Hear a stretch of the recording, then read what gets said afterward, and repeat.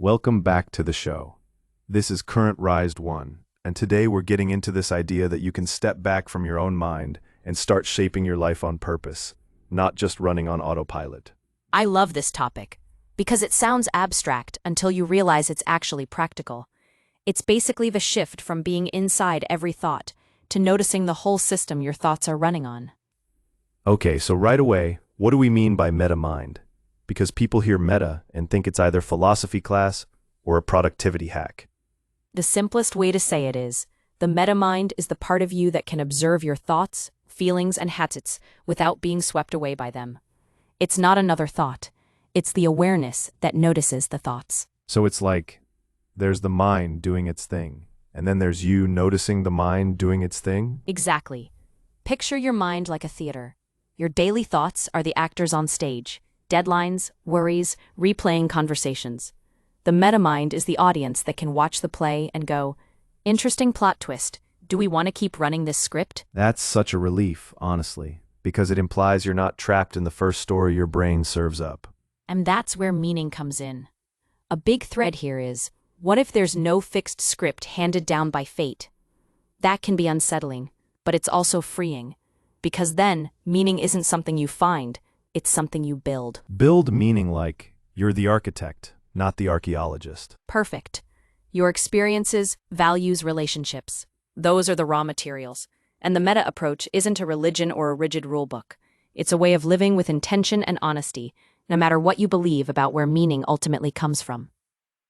Let's make it more concrete. If someone is listening and thinking, cool metaphor, but what does it feel like in real life?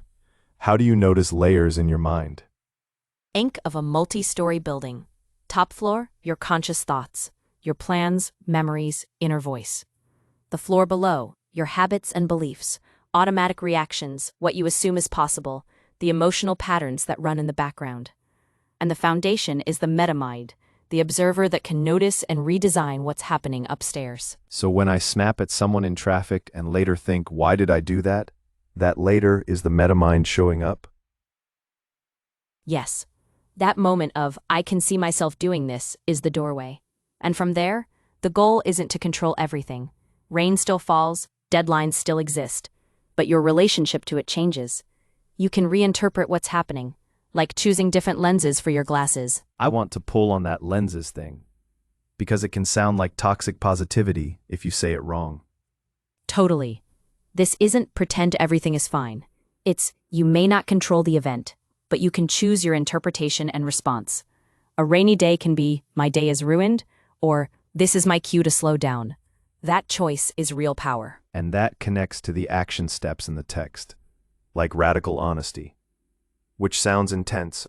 What does it actually look like? Surprisingly small. Set aside 10 minutes each week and ask, what energizes me? What drains me? Then believe your own data. Like noticing you feel alive after a run with friends, but depleted after certain meetings. So you start building your schedule around what aligns with your values. The examples hit hard. Like Sarah volunteering just because it looked good, then realizing mentoring students actually made her feel fulfilled. Right, because meta-awareness cuts through performative living. It asks, is this for me? Or is this for the version of me I want other people to approve of? Then there's intentional focus, like choosing one value each morning. It feels almost too simple. Simple is the point. Mike picked a daily focus word like gratitude and thanked 3 people. Over time, relationships deepened. That's meaning built brick by brick, not from grand declarations, but from repeated, aligned choices. There's also this idea of holding meaning lightly, which I found kind of comforting. Like you can change your mind without it being a failure. That's huge. Revisit goals every few months and ask, does this still fit who I am? If you aimed for a marathon but hiking brings more joy, you're allowed to shift. The metamind stays flexible because it's committed to truth, not to ego. And the fourth principle, radical responsibility, can be tricky because it can slide into self-blame. It's not shame, it's ownership. If you miss a deadline, instead of blaming the schedule or coworkers, you ask, what's my part? What will I do differently? That turns mistakes into lessons instead of verdicts on your worth. Okay, now I want to get into the mind as an operating system metaphor, because that felt modern in a way the theater metaphor doesn't. Think of your thoughts and emotions as apps on your phone, what you see on the interface. But underneath is the operating system, the hidden processes that filter information, trigger emotional scripts, and shape your reactions. Most people live like users, not administrators, clicking around, frustrated, without realizing they can adjust the settings. So, meta-awareness is basically getting admin access to your own brain. Exactly. You start noticing the default settings, habits from childhood, beliefs from culture, inherited emotional scripts, and you realize they're not laws, they're configurations. Some still serve you, some are outdated. This is where the text got really real, because it talks about perception and fear, and how your body interprets things like strangers or unfamiliar cultures as threats, sometimes based on faulty stories. Yes, and that's a big ethical and practical point. Perception isn't neutral. If bias feeds your system bad data, your body reacts as if the threat is real. The amygdala fires, stress ramps up, and you end up living in fight or flight over illusions. So, the meta move is catching yourself mid-reaction, like crossing the street because a group of teens is speaking a language you don't understand, and asking, is this danger or a story? And then you rebuild your reality with a process. Feed the mind accurate data by replacing assumptions with curiosity, retrain the body's response with something like box breathing, and then align with what's shared, common goals, warmth, laughter, so your nervous system learns safety in reality, not in stereotypes. I'm thinking about social media too. The instant anger example. That one is so common. It's a perfect place to practice meta-awareness because it's basically an emotion trigger machine. Instead of treating anger as a command to attack, you treat it as a system alert. This is a signal to fact check. This is a cue to pause. Which brings us back to emotions as system alerts, not glitches. Anger, fear, sadness, joy, all carrying information. Exactly. Fear points to what matters. Sadness points to what you cherish. Joy points to alignment. Meta-awareness isn't suppressing emotions. It's listening to them without letting them hijack the whole system. And then there's that childhood angle, how kids naturally have this curiosity and why energy, and we sort of trade it for efficiency and predictability. We don't lose meta-awareness. We put it to sleep. The invitation is to wake it up, bring childhood wonder into adult wisdom. Curiosity becomes a practice again, not a personality trait you either have or don't. So if someone wants to start today, it's not reinvent your entire life. It's pause and observe, question assumptions, follow curiosity, welcome emotions, set an intention for the day. And start treating your life like a blank canvas you actually get to paint, instead of a script you're forced to perform. Because once you notice you're both performer and director, the next question becomes, what part of your operating system do you want to rewrite first? That's the question, because once you've got the admin password, you can't unsee it. And now we get to choose where we apply it. So let's dig deeper into what it looks like to catch those hidden scripts in real time. So let's push into that next layer, this idea of goals versus rigid plans. Why does the brain freak out so much when the plan breaks, even if the goal is still totally possible? Because a rigid plan narrows your attention to one narrow route. And when that route collapses, your amygdala reads it like danger. A goal keeps the destination stable while giving the brain permission to search for new options. So it's not that structure is bad. It's that the structure becomes the identity. Like, if it doesn't happen this way, it doesn't happen. Exactly. Goal-based thinking keeps cognitive flexibility online. If one strategy fails, you can switch strategies without triggering that big stress hormone spike, adrenaline, cortisol, the whole cascade. I love the GPS versus printed map analogy. GPS recalculates. Printed map just shames you for being lost. That's it. And it shows up everywhere. Health goals are a perfect example. If you miss the 6 a.m. run and eat pizza, a plan identity says, I failed. A goal identity says, okay, what's a next best step that still moves me toward healthier? Like, evening walk, 5-minute meditation, a decent breakfast tomorrow, still on the path, just a different lane. And the brain learns something huge in that moment. I can adapt. Each disruption becomes practice, not proof you're broken. Okay, but people hear flexibility and they're like, cool, so I can just drift forever and call it mindfulness. That's the trap. Goals without any structure can drift. The upgrade is flexible structure. Smart goals, but with wiggle room. Clear target, adjustable route. Give me something practical. What's the easiest way to build that recalculate muscle? 2 things. First, regular reviews, weekly or monthly check-ins where you ask, is this goal still relevant? What's working? What's not? What needs to change? Second, a plan B mindset. Write 3 backup approaches before you need them. 3 backup approaches feels weirdly powerful because it's like you're training your brain to generate options instead of catastrophes. Exactly. When you hit a roadblock, you're not improvising from panic. You're selecting from prepared alternatives. That's nervous system friendly. And then there's the part people skip because it feels cheesy, celebrating progress. It's not cheesy, it's neurochemistry. If you don't reward progress, you're basically working without getting paid. Celebrating wins creates dopamine and pride signals that reinforce persistence. So you're telling me I'm my own payroll department? You are.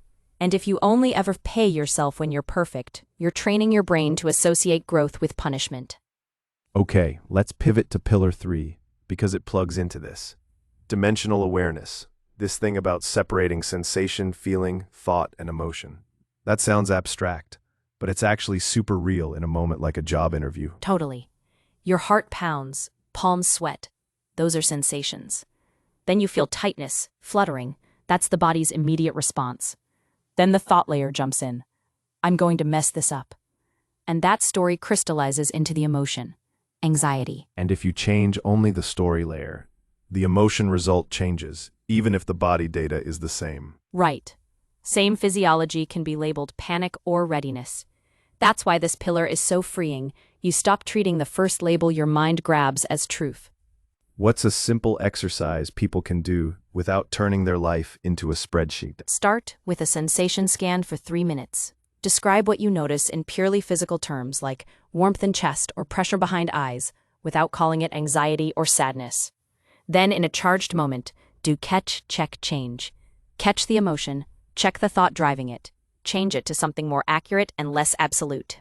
And once you can do that, it sets up pillar 4, identity. Because then I am anxious becomes I'm in anxiety mode right now, which is a very different prison sentence. Exactly. Noun shifts. Shifting from permanent nouns to temporary modes creates space to move. And that's where we start brushing up against that threshold idea. Like, if I'm not my thoughts, not my emotions, not my labels, what am I? Yeah, because that question starts to feel less like self-help and more like, okay, we're walking towards something bigger than the mind's usual control panel. So next, let's talk about what it actually means to stand at that threshold of the known. So we've been talking about building flexibility in the mind and learning the language of the body. Now I want to zoom out. The body isn't just sitting there receiving life. It's in constant dialogue with the world. Yes, it's an exchange relationship. Breath is literally trade with the environment. Food is the world becoming you. Touch is mutual pressure and heat. Even your presence changes the room, chemically, socially, energetically. That sounds poetic, but also weirdly practical. Like I'm not separate from what's happening around me. Exactly. And when you feel isolated in your head, remembering I'm in an exchange can soften that. You're participating, not just thinking about participating. I love that. But it also makes me think, my body is doing all this work without me. The heartbeat thing still blows my mind. It should. Most of your lived experience rides on invisible labor. Circulation, respiration, digestion, immune surveillance, stuff you didn't earn and can't manually operate. That's where humility comes in, and honestly, gratitude as a nervous system state. And it's not just maintenance, right? There's intelligence. Like, you cut your finger and your body just runs the program. Totally. And on the danger side, your body starts the survival cascade before the mind explains it. That's why people say, I don't know why, but I panicked. The body moved first to keep you alive. Which is kind of reassuring and kind of annoying. Both. The trick is not shaming it. It's ancient competence. We want to interpret the signal accurately and then choose what we do next. This ties into the second brain stuff, doesn't it? The gut? Yes, the enteric nervous system has a huge number of neurons, and the big headline is direction. Most of the signaling goes from gut to brain. Your gut is constantly informing your mood, intuition, and decision-making. Gut feeling is a real neurobiological event. So when someone says, "My gut says no," that's not just vibes, that's data. It's data from a system that's older and often less self-deceptive. It won't give you a spreadsheet, but it will give you a clear yes-no signature if you learn your body's language. Okay, give me something people can do in real time when they're spiraling, like right now in a meeting or on the train. Use the senses as portals. Quick grounding sequence. Name 5 things you can see, 4 sensations you can feel, 3 sounds you can hear, 2 things you can smell, 1 thing you can taste. It drags attention out of abstract loops and back into direct experience. I've tried that. It's almost annoying how fast it works. Like the brain can't keep catastrophizing if I'm busy noticing the edge of a table. Exactly. Rumination needs you to be elsewhere. In the future, the past, the story. Full sensory presence collapses that elsewhere. And then there's breath, which feels like the cheat code, because it's automatic, but also controllable. Breath is the bridge between autonomic and voluntary. Slow it down, especially lengthen the exhale, and you shift into parasympathetic mode. HRV up, cortisol down, prefrontal cortex back online, amygdala less reactive. It's one of the fastest state changers we have. What's the single fastest move? Like, I have 10 seconds. The physiological sigh. Inhale through the nose, then a second short sniff at the top. Then a long, slow exhale through the mouth. 1 to 3 rounds. It offloads carbon dioxide efficiently and signals safety to the system. Okay, now the part that gets deeper. The body remembers. Not as a story, but as tension, posture, flinching. Yes. Somatic memory. Trauma, joy, habit. Encoded in nervous system patterns, muscle tone, even breathing rhythms. That's why some healing needs body-based access. Movement, breathwork, somatic therapy, body scans. You're speaking the language the imprint is stored in. So if someone's like, "I understand my issues, why am I still reacting?" It might be because their insight never met their tissues. Perfectly said. And this is where movement becomes medicine. Even 3 minutes of intentional movement can interrupt rumination and reset baseline. Presence matters more than intensity. Shake out limbs, stretch, stop, open the chest, soften the jaw. And once you start listening consistently, you can find that body yes and body no, right? The expansion versus contraction thing. Exactly. Hold a true, nourishing choice in mind and notice opening, lightness, ease. Hold a misaligned commitment and notice tightening, heaviness, pulling inward. It's not magic. It's pattern recognition in your own system. All of this makes the body feel less like a vehicle and more like a partner with its own wisdom. And when you treat it that way, something interesting starts to happen. You begin to sense there's a layer beneath mind and body, something like the aliveness that powers both. Which is a perfect segue, because you just said aliveness, and that's where I want to go next. This idea of a force that you can't exactly point to, but everything seems to run on. Okay, so if the body is doing all this invisible work in the background, I loved that streamer analogy you mentioned earlier. Break it down for me. What's the bandwidth throttling version of a human day? It's when you're technically still functioning, but at reduced capacity. You're answering emails, making dinner, having conversations, but the system is lagging. Less patience, weaker focus, bigger emotional reactions. And the key is you don't fix that with willpower. You optimize the relationship, reduce load, pick better stream times, and stop pretending you're not buffering. That lands. And it also explains why people say, "Nothing big happened, but I'm snapping at everyone." It's not the event, it's the server room. Exactly. And what's interesting is, your mind, your body, and that deeper aliveness we've been calling the force, they're like a live collaboration stream. The mind proposes, the body reacts in real time, and the force is basically the platform keeping the whole thing online. So when I'm like, "Let's stay up late and power through," that's the mind as the creator with a big plan. And the body is the chat going, "We are cooked."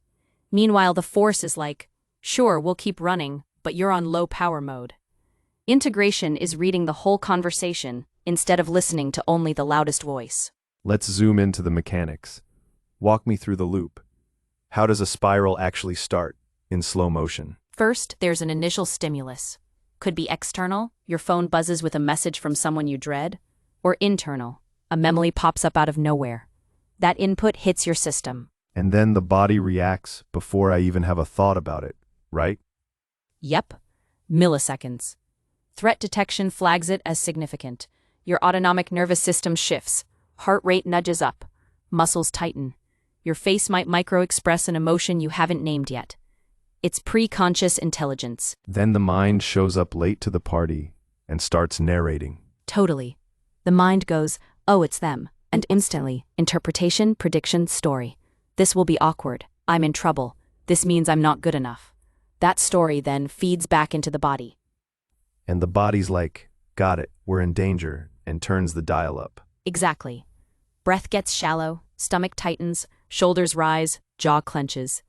Then the mind reads that bodily data, racing heart, tight gut, and upgrades the story. See? This is bad. I can't handle this. That's the loop closing and accelerating. So the decision point is basically, do we let it autoplay, or do we intervene somewhere along the chain? Yes. And the cool part is, you can intervene at multiple points. Body first is often the fastest when you're too spun up to think clearly. Give me a body-first move that's not a whole wellness routine, like, I'm in a work bathroom, 30 seconds. Cold splash reset is great.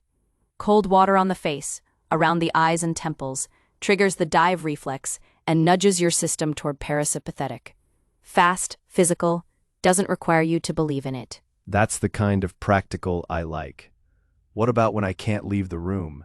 Like I'm about to walk into a meeting and I'm already bracing.